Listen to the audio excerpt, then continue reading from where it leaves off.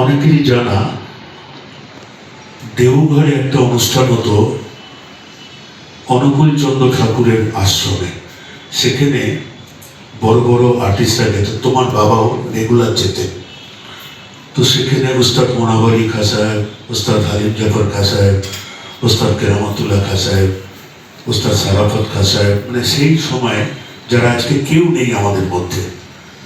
তখন আমি গেছিলাম বাজাতে আমাদের শ্রদ্ধেয় সঙ্গীতাচার্য সত্যকিঙ্কর বন্দ্যোপাধ্যায়ের সাথে।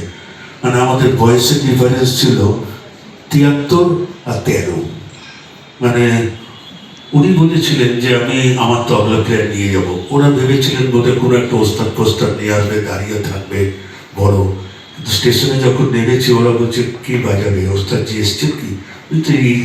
তোরা দেখে একটু মুখটা বিগড়ে দিল যে একটা বাচ্চা ছেলেকে নিয়ে এসে বলছে ওর সাথে বাজাবে।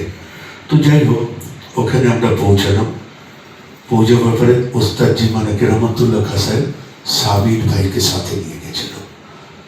তখন ওরা ঠিক করলেন যে দুটো বাচ্চা আমাদের মধ্যে আছে, এরা যদি একসাথে লহড়া বাজায়।